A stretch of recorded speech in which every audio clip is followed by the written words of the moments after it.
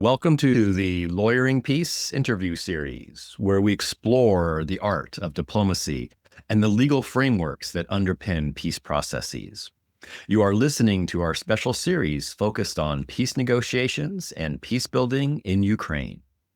Join us as we hear from prominent figures who are playing pivotal roles as lawyers, negotiators, diplomats, and security sector experts in the quest for peace in Ukraine. I'm your host, Dr. Paul Williams, the founder and the president of the Public International Law and Policy Group, and the Rebecca Grazier Professor of Law and International Relations at American University. Now, in recent months, there has been significant movement regarding possible negotiations to end Russia's war of aggression against Ukraine. With our guests, we are exploring some of the key issues and challenges that will arise during these negotiations and possible options for tackling those head on. You're hearing from Ukrainian and international experts on issues ranging from territorial integrity, security guarantees, post-conflict elections, to justice, reparations, and the protection of human rights. Today, I am so excited to welcome Lesia, Ogryzko, and Julian Braithwaite. Lesia is the director of the Sahidashnia, and you can correct my pronunciation on that in a little bit, Security Center, a Ukrainian-based think tank dedicated to the security and defense sector. She is a visiting fellow at the European Council on Foreign Relations and a board member of Rise Ukraine, the country's largest expert coalition focused on reconstruction. Lesia was previously head of strategic advocacy and analytics at a Ukrainian think tank, the Center for Defense Strategies. She's also served as an international civil servant across the United Nations system and in the Ukrainian government in the Reforms Delivery Office under the Prime Minister. And prior to that, at the beginning of Russia's aggression against Ukraine in 2014, Lesia co-founded Save the Children's Office in Ukraine and was highly engaged in the humanitarian response in the east of the country. Welcome to the program, Lesia. Hello, and thanks for having me. I'm also pleased to welcome Julian Braithwaite. Julian is a member of PILPG's Circle of Former Ambassadors with a distinguished career spanning senior diplomatic roles in conflict, post-conflict, and multilateral settings. He served as the United Kingdom's Director General for Europe in the Foreign Commonwealth and Development Office and the Director General in the Cabinet Office responsible for EU strategy during the late Brexit period. From 2015 to 2021, Julian was the United Kingdom's ambassador and permanent representative to the United Nations and the World Trade Organization in Geneva. Now, earlier in his career, he served as the United Kingdom's ambassador on the EU's Political and Security Committee and worked for the Office of the High Representative in Bosnia and Herzegovina. He was even seconded to the UN Special Representative of the Secretary General Stoltenberg's office at the end of the war in Croatia and played an important role in negotiating an end to that conflict. And he was also seconded to NATO's Supreme Allied Command during the Kosovo intervention in 1999. His frontline experience in the former Yugoslavia, across Bosnia, Serbia, Croatia, and Kosovo informs his perspective on peace agreements, post-conflict security, and international coordination. Julian, we're so excited to have you here today. Thank you very much for having me on the show. Now, for our listeners, they're all well aware that in order to deter further Russian aggression, now and in the future, many commentators are arguing that Ukraine must be provided with robust security guarantees. Today, we'll dive into the question of what these post-war security frameworks and guarantees might look like, and particularly what might be the role of the European Union, the United States, and possibly other states such as China, India, Brazil, South Africa. This episode is going to explore these questions and draw upon our experts' insights to reflect on the challenges and opportunities of negotiating post-war security frameworks and guarantees for Ukraine. But let's first begin with a question for each of our guests on how they came about to their current perspectives on security guarantees and a little bit about their career trajectory. So, Lesia, you have a very distinguished career in diplomacy and development. You established one of Ukraine's first security centers to be thinking about these issues, specifically dedicated to security and defense. Can you tell us a little bit about your journey and what inspired you to establish this think tank on security and defense?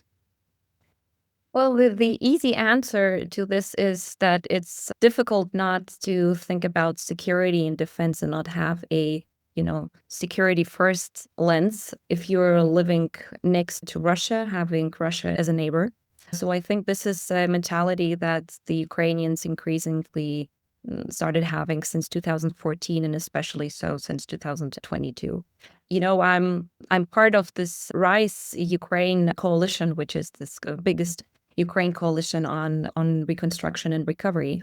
And we have this favorite motto of ours when it comes to, linking security and defense and reconstruction and recovery. And we say the best reconstruction tomorrow is weapons for Ukraine today. And I think this is something that all of us, whether we are, engaged in purely security and defense, or people who are doing digitization in reconstruction, or talking about, seizing Russian assets for Ukraine's reconstruction, or anti-corruption and integrity, it doesn't matter what you professionally do. We have this, security first lens.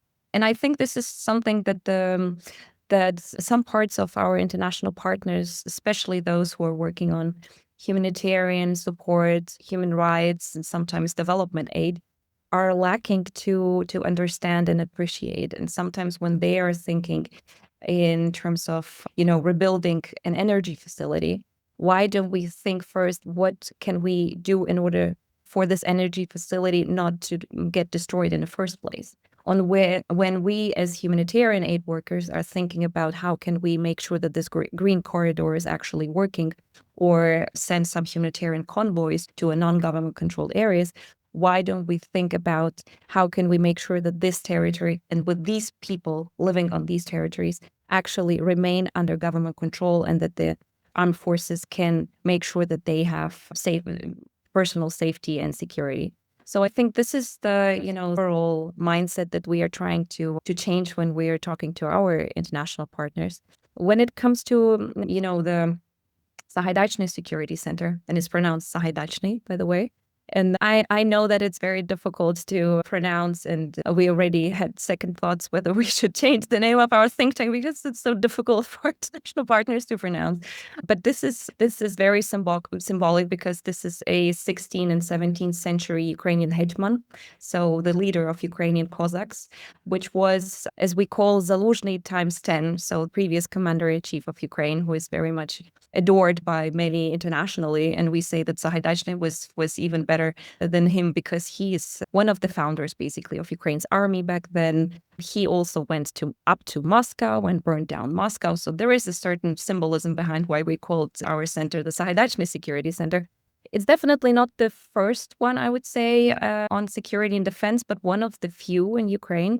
And this is also something that we found is missing in Ukraine. And, there is this theory of change in Ukraine when we, especially after the Revolution of Dignity of 2013-14, when we say that every systemic change, every reform could not have happened if there hadn't been for the civil society that was pushing very much with business and with international partners.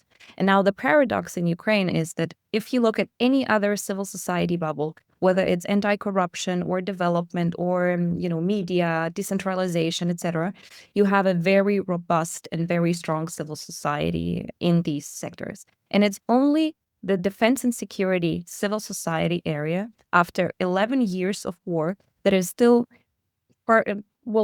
pretty weak, I would say. And one of the reasons is obviously the lack of financing, because international partners were not very pleased to support something that would have to do with defense, even if it's just analytics or, advocacy. But you had the situation where under official development assistance, a think tank in security and defense would be too military And for those G2G that are doing, arms supplies from government to government, a think tank that does only, analytics or advocacy is too vegetarian. And then you ended up falling through the cracks and you wouldn't get financing from either part of the financial cycle. This is slowly changing, by the way, with generous support of the UK, that it was always there to support these type of initiatives, partially also with Canada. But we are working very strongly to make the case that in order to support Ukraine and Ukraine's defense, you also have to, apart from supporting the government, you also have to support analytical centers, think tanks, etc. So basically, building upon this notion that security runs through all of the themes that Ukraine is dealing with at the moment, be they humanitarian, rule of law, democracy, reconstruction. Okay, so you're right there. Although you're vegetarian, you're right there at the center of those hardcore issues that Ukraine is currently grappling with and will continue to grapple with. Absolutely. So, Julian, walk us through your, what inspired you to join the Foreign Office, as it was called back in the day, and your journey back and forth, in and out of the crisis in the former Yugoslavia over the years, and how that's shaped your thinking on the current situation in Ukraine. Thank you, Paul. Look, I'm very old, so I joined the Foreign Office a long time ago. Cold War was literally, it was finished only a few years before. And I was, I just finished a master's degree in the States, which had been an incredibly positive period when, America was looking outwards incredibly confidently, maybe hubristically confidently at the end of the Cold War, but it looked very positive and it looked like, ideological conflict was over. So, when I joined the Foreign Office, that was just beginning to change. And the thing that had changed was in Europe, the former Yugoslavia had fallen apart. And the former Yugoslavia was a casualty of the end of the Cold War because it was a state that was sort of held in place by the Cold War because it played both sides very effectively under Tito, not so well under successors, but it was a Cold War construct in many ways. And it was falling apart. And so I ended up on the Bosnia desk on my first day in the Foreign Office because of a decision by an anonymous HR officer that had nothing to do with anything I may or may not have known at the time. But it did shape a lot of my life subsequently because I started in Bosnia as one approach to dealing with the conflict in Bosnia was falling apart. And it had been an approach based on not getting involved in trying to intervene in the conflict, of taking an even-handed approach as far as the warring parties were concerned, as they were called. This was a civil war. The international focus was on humanitarian support for the victims of the conflict, and that's what the international agencies on the ground were doing, and that's indeed what the military force on the ground was there to support under a Chapter 6 UN resolution with the consent of those parties, and then a political negotiating operation to try and bring ceasefires and then peace. And that was the model when I started, and it was falling apart. It was falling apart because while the outline of what the settlement was going to be had become clear, there'd been this Varsovian peace plan, as it was called, and it basically meant the division of Bosnia within some very confederal structures, which, you may or may not think that is a good idea, but that is ultimately what happened. But that was clear for, by the time I started in the Foreign Office. But no one was buying it. The warring parties were carrying on warring. And the UN was stuck in the middle and was being increasingly discredited because it had a Chapter 6 mandate with the consent of the parties, and it had rules of engagement based on that.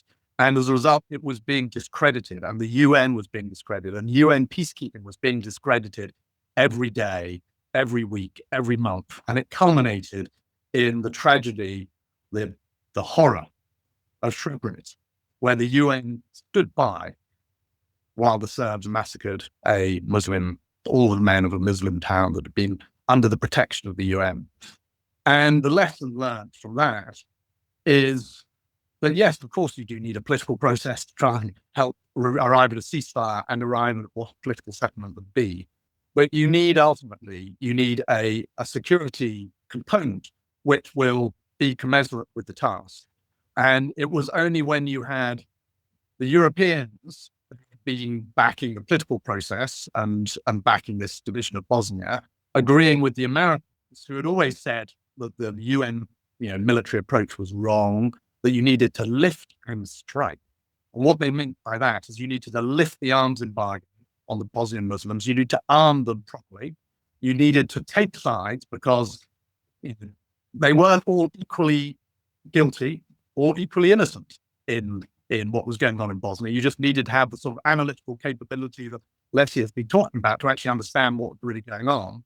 So to just say it was all about ancient haystbridge, it was a civil war, was wrong, because there were political forces that were more responsible for what was going on than others. The Americans had a pretty clear idea. So lift and strike, you lift the arms embargo and you strike using NATO's air power, using Chapter 7 mandate to actually change the outcome of conflict. And then your political settlement will work because you have a security approach that, first of all, arrived at that political settlement, at least geographically, through military means by backing the Croatian army and the Croatian army in Bosnia and using NATO air power to push the Serbs back.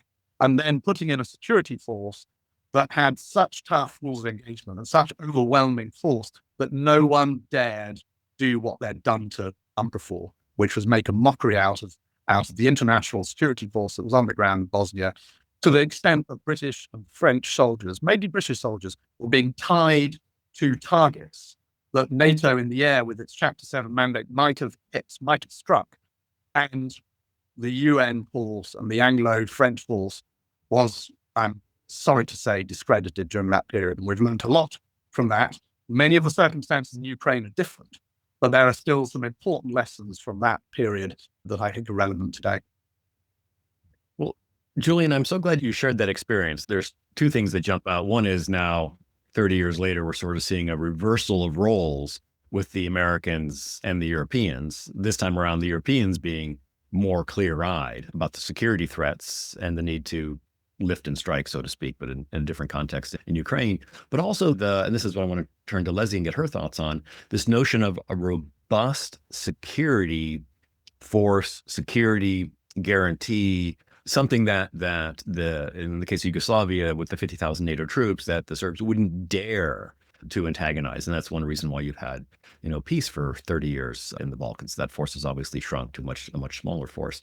But Lesia, walk us through what a security framework might look like in Ukraine that would deliver genuine and long-term security for Ukraine, and then obviously as a consequence by follow-on for the region and for the NATO member states.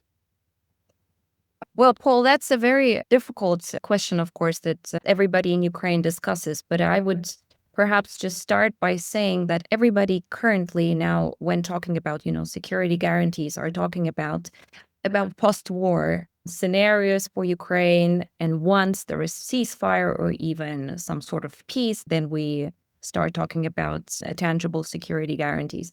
I'm a little bit less optimistic on that front, and I just don't see how we can talk about, a ceasefire or post-war guarantees in the foreseeable future. I just don't see any preconditions for that. I know that we are now talking in the hours before Putin has to either agree or disagree to go to Turkey and start direct negotiations with Ukraine's president.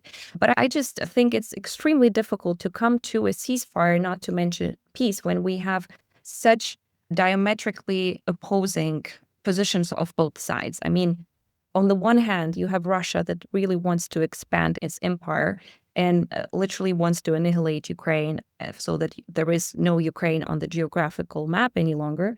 And on the other hand, you have Ukraine that has an absolute legitimate right to want to continue existing, to have sovereignty, to have the right to say whether or not Ukraine is joining certain defense alliances or looking westwards or eastwards or anywhere else in terms of its foreign political and security vectors. So that's number one. Number two, if you're looking at even at the stated strategic goals of Putin, you will see that he did not achieve any of them. He didn't conquer the whole of Donbass.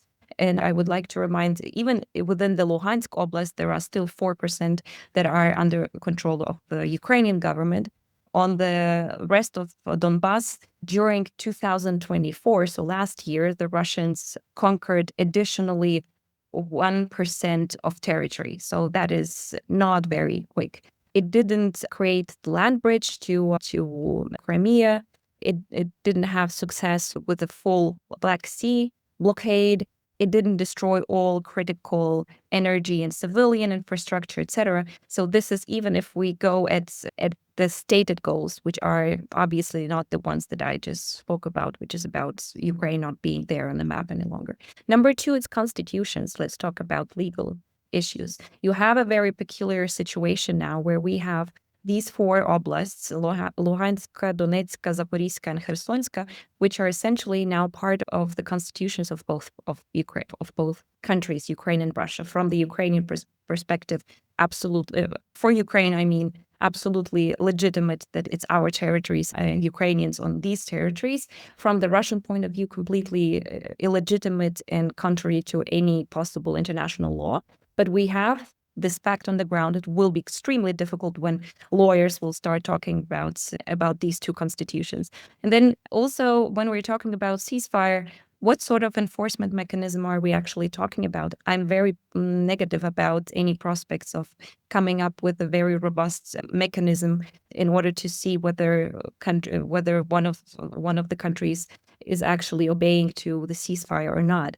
I would like to mention here that during the Minsk negotiations, we were talking about a much smaller piece of land. The border between Ukraine and Russia is 3,000 kilometers. Active fighting is currently happening on 970 kilometers, so roughly a third of it. When back in the days during the Minsk negotiations, we were talking about a tenth of this part that we are talking now today.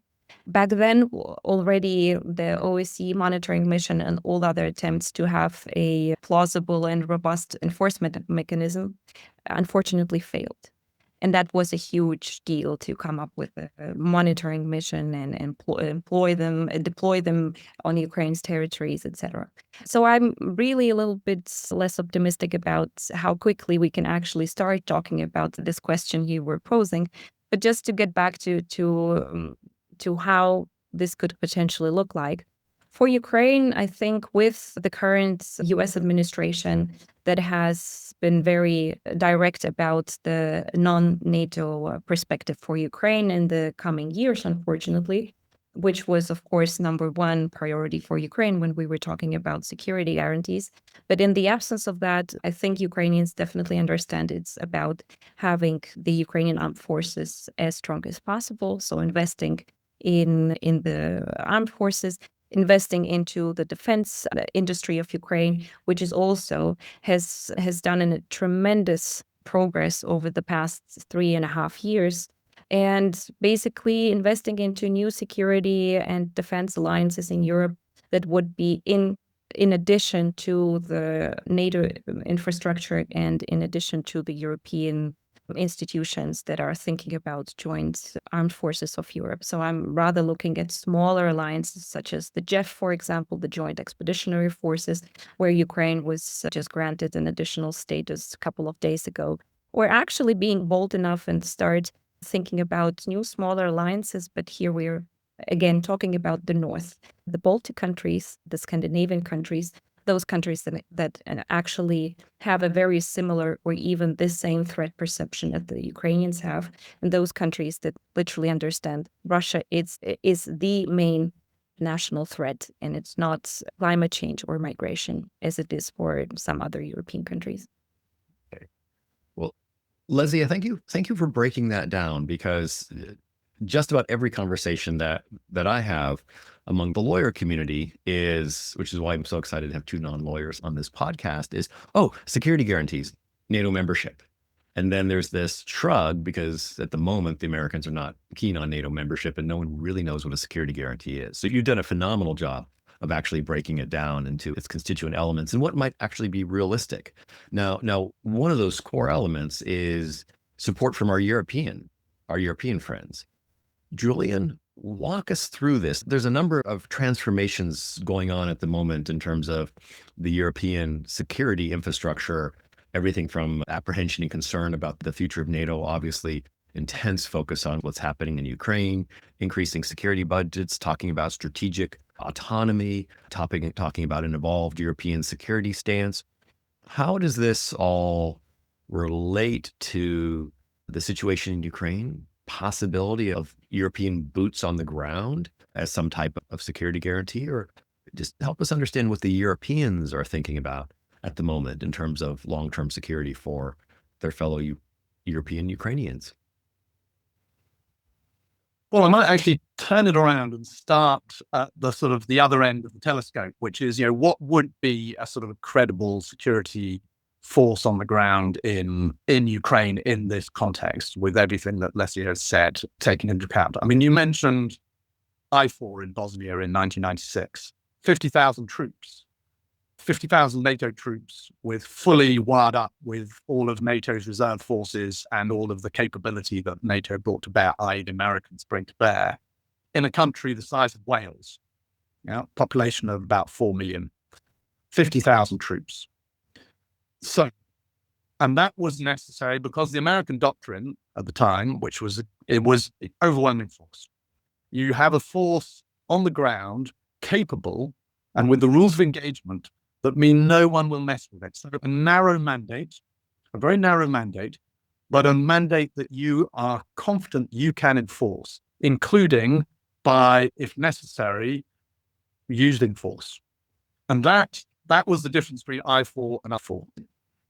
So, what does that look like in Ukraine? I mean, I think Lesia is right, which is it's difficult to imagine a security force that would provide the degree of a security guarantee to Ukraine, a country that is multiple times the size of Bosnia, that IFOR provided in Bosnia. Difficult to imagine it.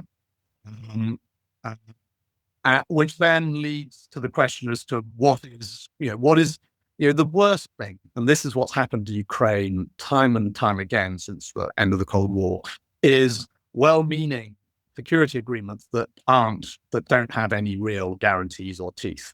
And the Budapest Memorandum, Minsk Agreement, unenforceable, and Ukraine gave up its nuclear weapons, and what did it get in return for that in terms of security, right? The Minsk Agreement, unenforceable from the start, really. Lots of good intentions, good diplomacy, but no teeth. So what's going to work? And I think the worst thing is to go into something where the promise is big, but the ability to actually follow through on it is not there. So, I mean, coming back to where the Europeans are, I mean, I think, London and Paris have been commendably in a robust position that this isn't like Bosnia. In international legal terms, this is so incredibly clear. It's an invasion by one state of another. It's a violation of the fundamental principles of international law and international security. This isn't a civil war. There isn't a need for a sort of post-conflict reconstruction force made up of the UN administering Ukraine's sovereign country that needs support with its security, or which it may mean just supporting the Ukrainians to defend their security, absent the sort of capability that would allow the international community to say, we'll take it from here. Here's the ceasefire. Here's a political agreement, and we'll take it from here in terms of providing for Ukraine's security.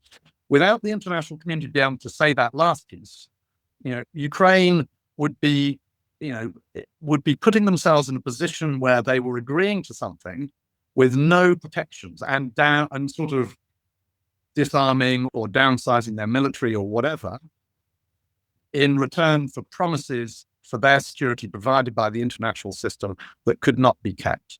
So I think the only exception to that, in absence of a sort of a NATO membership, Article 5 guarantee, which is off the table certainly for now, would be an international force with Europeans on the ground, but with the sort of capability in reserve that would be so credible that the Russians wouldn't do to this international force what the Serbs did to before, which is to test the weaknesses and the gaps in its rules of engagement and its mandate, the better to discredit that force and ultimately walk past it and carry on where they left off a third time round. So it's not. I mean, I haven't answered your question about where the Europeans are. And I think I think they're doing a good job. I'm proud of what London's doing, and London and Paris are the axis on which this needs to be built.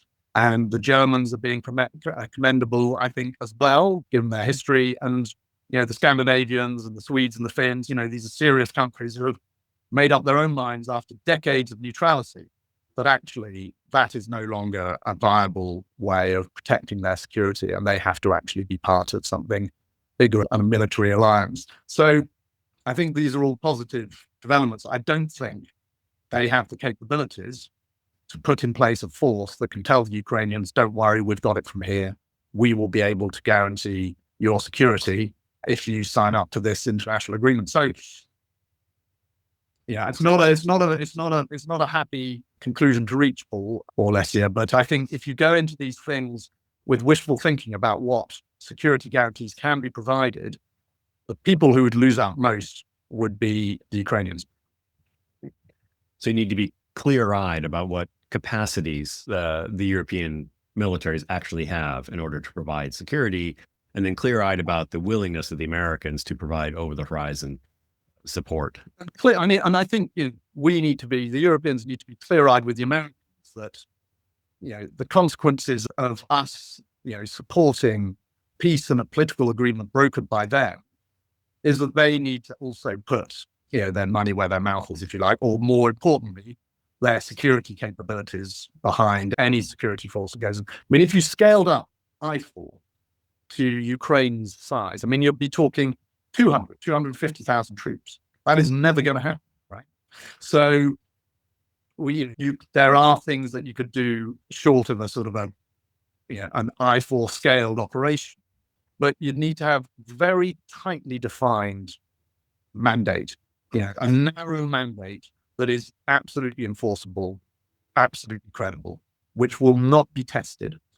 And for that, you would need the ability to scale force that only the Americans could bring to such a security force.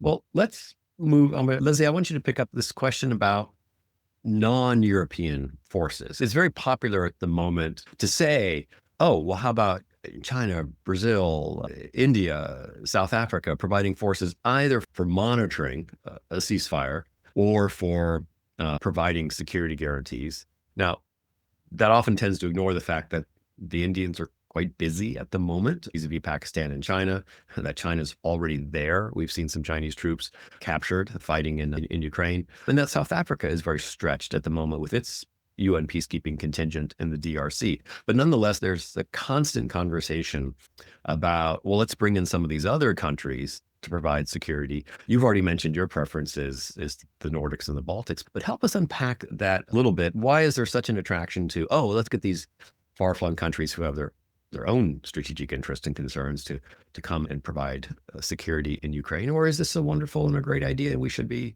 doubling down on it? Well, I can try to present the Ukrainian take on that, less so the broad international one. But overall, the engagement of non-European or non-Western players will be an extremely difficult task for Ukraine. You probably know that these different regions and different countries have been unfortunately as under prioritized by Ukraine's diplomacy, by Ukraine's, other forces. And that has been the case for decades. One can say that was and is a strategic mistake, but at the same time, when you are extremely stretched and you don't have too many resources, especially if you compare, let's say, your resources with that of the Russians, then you end up thinking, well, that might have been a strategic mistake, but you have to set priorities. And obviously the priorities for Ukraine have been the Western countries, Europe, the United States, Japan, Australia, etc., especially when it comes to 2022 and onwards.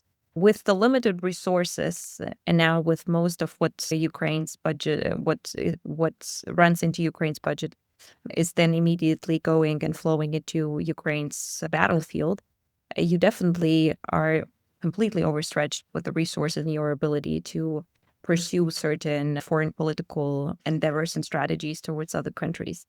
So this is just to say that these regions have been unfortunately deprioritized or have never been, let's say, in the focus of Ukraine's diplomacy or foreign policy vectors.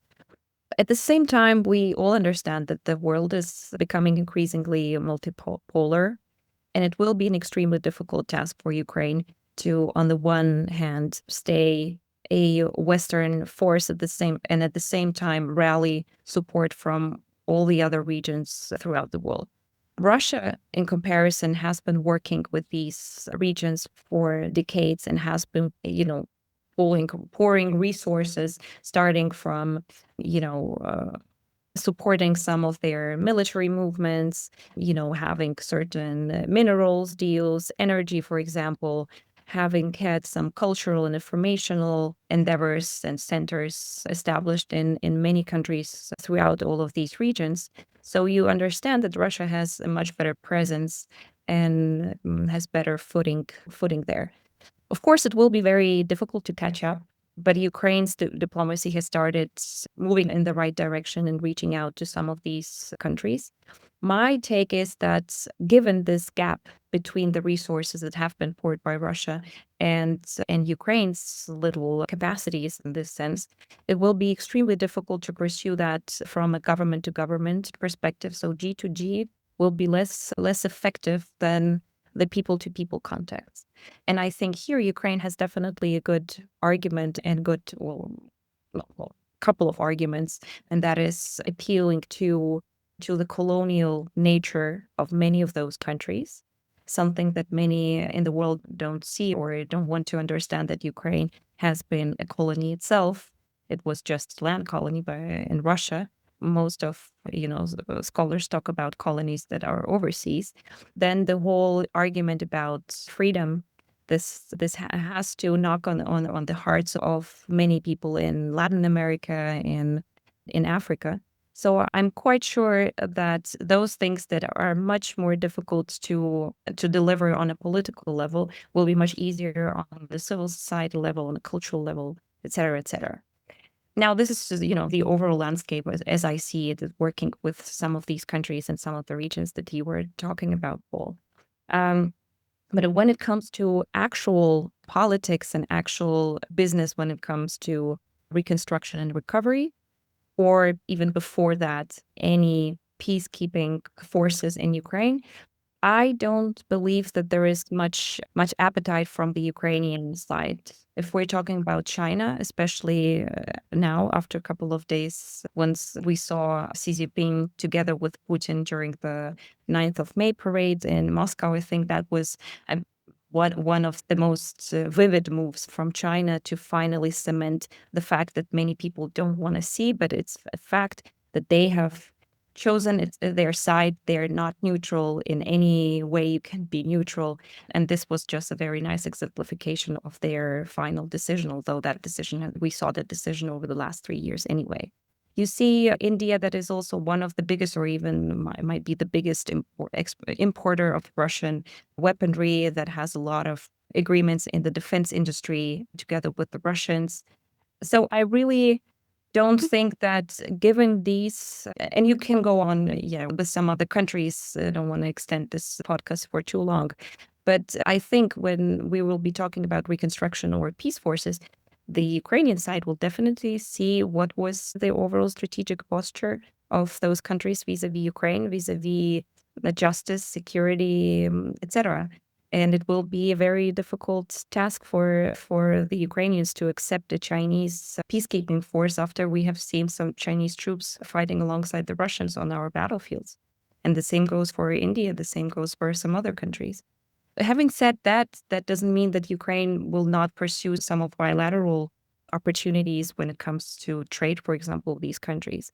And looking again at the defense sector, for example, you have the overall capacity of Russian defense industry to export decreasing and depleting by every month. And there is lots of statistics showing that.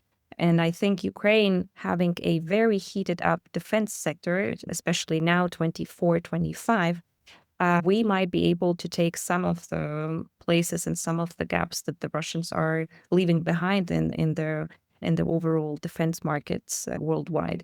So I think here Ukraine will definitely be quite pragmatic when it comes to trading with some of these partners. And looking at the geopolitical realities, security and defense and everything that gets produced by this sector is again on the game. So everybody will be arming and rearming again, and this is where Ukraine will definitely play a very important role in the defense market. But yeah, overall, my bet is on European partners, not on these other non-European ones, and I'm pretty sure this is the case for most of the Ukrainians you would talk to. Well, thanks, Lesia. That was really helpful in terms of understanding the role that some of these other countries around the globe might play. And Julian, I want to turn back to you and building upon the last two interventions of Lesia and your earlier intervention about the realities of European capabilities, American interest, the Ukrainian perspective on non-European actors. If you were given the pen to craft a chapter 14 of the peace agreement on post-conflict security, what would it look like? I mean, so look, there are these two models. You could go with the sort of the big global South powers being part of some chapter 6 peacekeeping operation, which was agreed by the parties, had the consent of the parties, and with the Chinese and Indian, Brazilian troops on the ground, it would. Yeah, that's one model. But I think Lesia has explained why that would work. They're not seen as credible or neutral parties. And so what you need is a security, this isn't a civil war. You need a security guarantee for one side.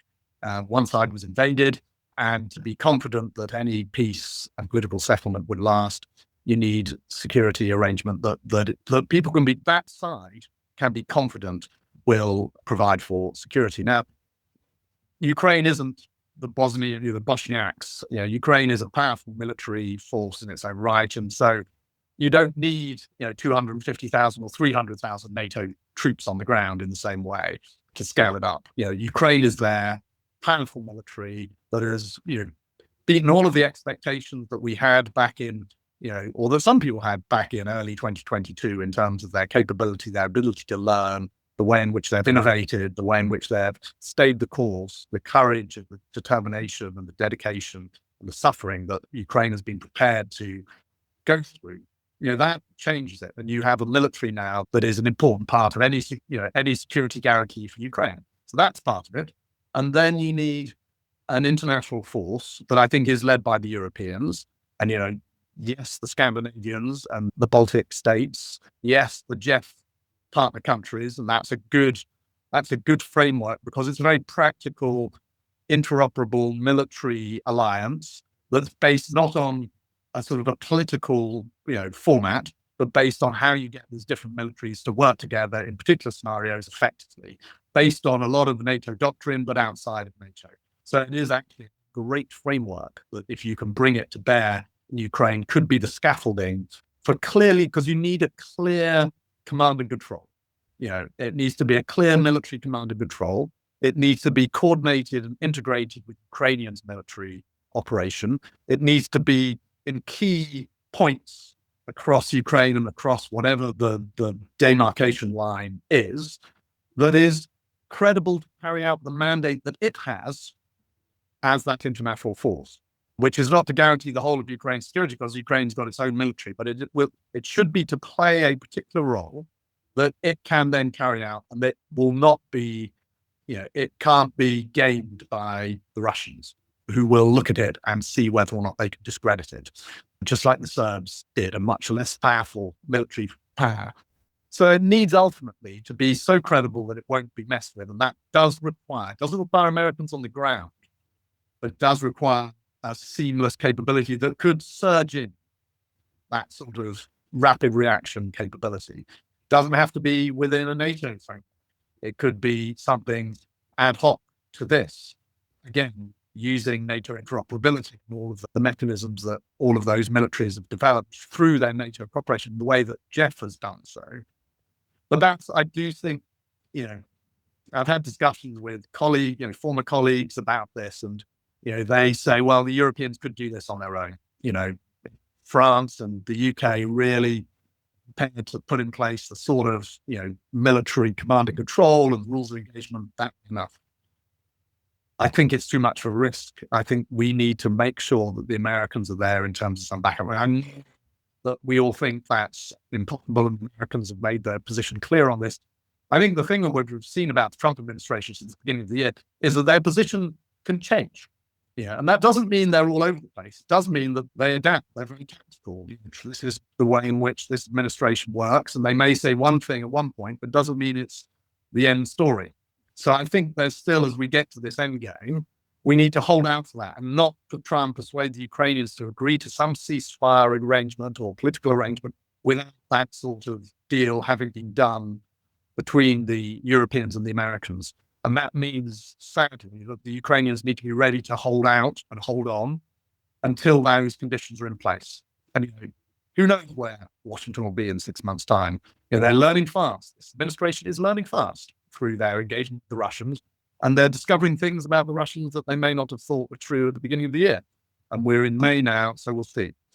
So I'll stop there, Paul. But I think we need to we need to go in with a credible security force if we're going to go in at all. To go in without it being credible would be worse than not going in at all. Julian, thanks for, as a Brit, saying what I'm thinking as an American about the Americans and our current administration and its ability to make tactical shifts with a completely straight face. And so that does give me hope that in the next 100 days and 100 days after that, there may be some tactical shifts in the right direction in terms of providing security. Lesia, let me sort of take us back a few steps because for the benefit of our listeners, because we've dove into what security guarantees might look like. We've talked about previous failures of Chapter 6, which is the consent-based peacekeeping in Bosnia. And then, it evolved eventually to Chapter 7, which was the use of all necessary means. We talked about the I-4 implementation force, which was NATO forces, basically protecting the Bosnians after the Srebrenica massacre and the other massacres in Bosnia. We throw around notions of, well, there'll be a ceasefire and we'll need to monitor the ceasefire. We'll need to keep the parties separated. But then we also talk about security guarantees, which is basically, hashtag Team Ukraine, picking a side. Should we only be talking? I guess I have a couple of questions. I'll just mumble them out and you can parse them out and be very linear in the way that you are. Should we even be talking about some type of peacekeeping force to monitor a ceasefire? Or given artificial intelligence and satellites, we can monitor it without having to deploy sort of blue helmets or, other type of lightly armed monitors. Should we just skip to, security guarantees? How do we make Ukraine secure from a military perspective to deter Russian violations of a ceasefire or future Russian aggression after a peace agreement? How should we be thinking about the various forces that may be deployed in Ukraine and about what we should be focusing on in terms of supporting Ukraine's continuing ability to build its own weapons, maintain its army, and defend itself in partnership with its allies, as opposed to neutral monitors? Did that make any sense? Can you make it make sense? Absolutely. I would say that's a combination of everything you just mentioned. It has to be a beautiful tango for it to actually work on Ukraine's battlefields and, most importantly, just throughout the territory, which has to be protected by some sort of forces. First and foremost, obviously, the Ukrainian armed forces. I would say we're strategically looking at a combination of the following. There has to be, and I completely agree with Julian, there has to be some sort of forces. I don't know how we're gonna which term we're gonna use, because it's difficult now from a coalition of the willing to the, how do you say now, the force, the reassurance forces. The reassurance forces, exactly. And then I heard another term just yesterday, so it keeps getting changed. But in one way or the other, there has to be some sort of force or forces in different parts of Ukraine's territory that have the ability to present strategic deterrence. That has to be coupled with the Americans being able and ready to fill the gaps that the European military capabilities currently have, and unfortunately there are quite a number of capabilities that the Europeans are not able to deliver on their own. That has to be coupled again, as I've said, with a very strong Ukrainian army and a very strong Ukrainian defense industry. Hashtag arm Ukraine to the teeth. So this definitely has to happen. But all of that is part of a scenario when we are preparing for the next war. And this is very much the mindset of the vast majority of Ukrainians. There was a very interesting poll in September 2024, where more than 60% of Ukrainians said that they don't believe that any ceasefire would be lasting because nobody trusts Putin and everybody thinks in terms of the next and the next invasion. So this is more or less the philosophy under which most of Ukrainians are unfortunately living. And this is something that we also want to deliver as a message to our international partners. Don't think that you can agree on a force and all of a sudden, or provide some sort of security guarantees, the worst of which we as Ukrainians have seen already, that after this one or two exercises, everything will be fine. So there is this one scenario when we all, or just the Ukrainians, are preparing for the next war and wars. This is, of course, not the best scenario. And as a mother of a son, I also don't like this scenario because that means that in 15, 16 years, I would need probably to say goodbye and send him to the front lines. And there is another scenario, which many perhaps in the West consider too naive or less realistic, but I do believe that history is on our side. And the scenario is that the only, confidence building measure for Ukrainians is when Russia does not feel compelled to attack again. And this can only happen once Russia ceases to have these imperial ambitions. And this, in turn, can only happen when Russia ceases to be an actual empire. And this again happens, and as history teaches us, only in an event of a strategic defeat.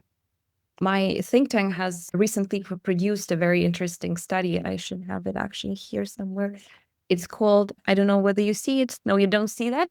It's called Russia Scenarios 2032, Decade Post Full-Scale Invasion of Ukraine, Perspectives from a Neighbor Who Knows Too Well. It's quite a big study where we look at different scenarios, future scenarios for Russia until 32. And one of them, the four are Russia becoming even a stronger totalitarian regime with, like a digital policing state which has rebuilt completely its army by that time, then a weak authoritarian regime, then another scenario that is of Russian democratization that unfortunately does not have a lot of history behind it because there is no historical reference of any democratic state on these territories, almost no civil society, no opposition in place. So that's less of a scenario, but we still wanted to look into how that could potentially look like. And the fourth one, and that is actually the one that I was alluding to, and that is the collapse of the empire. As any empire in the world, there has to be a beginning and there has to be an end. And we believe in Ukraine that the only confidence measure, so that these 60-something% of Ukrainians don't have to think that there will be definitely a second and a third and a fourth invasion, only when Russia becomes, let's say, another political animal or animals. And it is only under this scenario that Ukrainians would feel safe again. And that would be the only security guarantee if you're talking realistic. I would stop here. Lesia, have you mapped out the probabilities of each of those four scenarios? Yeah, there is a probability scenario for each of them. But again, there are so many different drivers so that you can split it by, 20, 20, 25, and 35. But I can definitely send it to you. Maybe there is a way you could. We can link it out on the podcast. The podcast, we can put links on our various platforms. No, that would be fantastic, because what I'm so excited about with that is the forward thinking through the next decade. I and all of my colleagues were thinking about the here and the now in the next 3 or 4 weeks.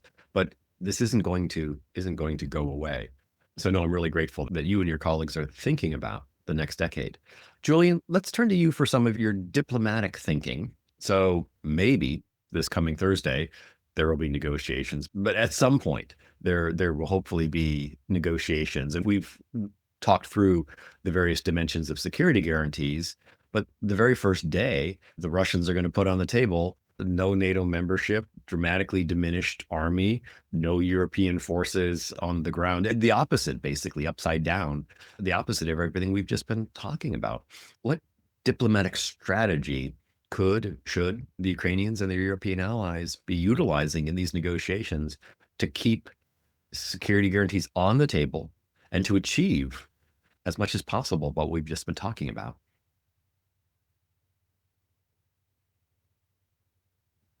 So, Paul, I mean, there's an obvious trap that's sort of been laid for Ukraine, and it's been there for a while, and they've been, trying to get you to step into it for some time, which is to blame Ukraine for being the obstacle to peace, to blame Ukraine for not accepting a ceasefire, and to have the Americans so impatient to get a deal, and so sort of, having stepped in, a lot of these American officials are stepping into this incredibly complex situation fresh. And I remember seeing the same thing happening in former Yugoslavia. These very smart people would step into these complex situations and they would think, right, I've got it now. I really understand what's going on. And the problem is they're in a situation where, depending on who they talk to, they're getting completely conflicting different information. And the Americans have been oscillating backwards and forwards as they sort of hear from different sides and realize it's not quite as simple as the other, as the Russians have told them in the first place. So, the Americans are evolving, they're learning, this new lot are learning. But the real risk was the Americans come and say, fact something like, a deal that does not provide proper security guarantees, that requires Ukraine itself to sort of disarm and legally solidifies the division of Ukraine, and then forces and says to Ukraine, right, you now need to accept this. And when Kiev says, well, hang on a moment, they take the blame for rejecting peace. So what does that mean diplomatically? I mean, I think, and we've discussed this before, Paul, I think there's, we and actually, Ukraine's European allies need to be out there saying what are the preconditions for a lasting and successful political settlement and political securities and a security settlement, so that the Ukrainians aren't left having to say, hang on a moment, this doesn't work for us. And they're just in their corner being blamed for the fact that, there was a deal on the table and it's Kiev that rejected it. So I think, and it's the role that PILPG can play, and we've discussed that, which is just making sure that, the sort of the rumble, the trap is sort of identified in advance, so that it's not Ukraine having to sort of justify in a situation that is incredibly complex and to the rest of the world may look like just Kiev said no to peace. We need to make sure that when they go into that situation, they're not the ones who are having to say, hang on a moment, this is unworkable. It's not going to work for us. So, people have been saying that, and I think that's important, but that is the risk. And I think, what it means diplomatically is, and, Kiev has been, and, it's not just Kiev, it's obviously, it's a national decision really, has been, commendably clear that actually they will carry on until the conditions are in place, because that is essential. I mean, if Kiev didn't have that as its, best alternative to a negotiated agreement, to use a sort of, a sort of American sort of international school of diplomacy term, they'd have already been forced to sign up to something that would not be workable and would be even worse than Minsk in terms of something that would then come back again. So I'll stop there, but I think making sure Ukraine doesn't get left alone in this trap that's been laid for them is key. You've both been very generous with your time. I have one last question. It's the same question for both of you. Let's go with Lesia first, which is, what is your one takeaway that you want our listeners to remember about the nature of security, the nature of security guarantees, and what is genuinely going to be needed so that, as you say, Lesia, there isn't a third, fourth, and fifth invasion? Maybe not one, but a couple of takeaways that I see, or even I would formulate it as partially even as advice. from a nation that is now at war for quite some time, and we are going into entering into turbulent times where you have to have this sort of national resilience in place. Maybe number one is that we collectively have to accelerate our acceptance of the fact that the security architecture, at least in Europe, but I even think we're talking about the global one, is really falling apart. And I do believe that the different countries now are at different phases of this acceptance. Talking to any therapist, you would remember these acceptance phases. You start with with denial, and then anger, depression, bargaining, and only then comes acceptance. I think some countries are still at the denial phase or even don't want to enter into that conversation. And some, like Ukrainians, have accepted that and started to be more proactive in shaping this new architecture that will be coming into being. The second one is it would rather be directed at European partners, and that is not to repeat the same grand strategy mistake that the US seems to be doing now, this Nixonian reversal, playing with lifting sanctions against Russia, trying to go to business as usual, etc. I think that will be the worst, not just for Ukraine, but for the Europeans from their national security point of view. So don't repeat the same mistakes and don't play with Russia. And the last one, I will just, repeat my grand strategy, and that is to understand that the time has come for proactive action and for new coalitions of the willing. Some of them we are already seeing being put forward as different suggestions. I do believe in a smaller alliance, not necessarily encompassing all of European countries being blocked by certain, decision-making procedures, veto, consensus, etc., but actually uniting with those that have a very similar threat perception and that have an ability to pull their joint political, military, and financial resources together to come up with coalitions of the willing that will actually provide security guarantees to each other. The sooner we accept it and the sooner we start working on that, the more secure our continent, or at least our states, would be. Thanks, Lesia, for those insightful thoughts. That's Julian, your key takeaways along the same themes. So I think it would be talk quietly and carry a big stick. And what I mean by that in this context is, any security guarantees or any security force needs to have a clear, narrowly defined mandate, and absolutely the force and the structures and the rules of engagement necessary to enforce it. And that all of the circumstances where security guarantees have broken down in the past is when those conditions haven't been in place. I think we've heard the speak softly and carry a big stick somewhere before, and it works. Well, Lesia and Julian, it's been a real honor and a privilege to have you on the program. You've been very generous with your time. I really enjoyed this conversation. It's nice to be able to spend an hour with folks who are thinking about not only the tactics, but the strategy of what's happening in Ukraine, how to provide security guarantees, what's coming over the next 10 years, learning lessons from what's happened over the last 30 years vis-a-vis European security. And it's always great to get some advice for the Americans.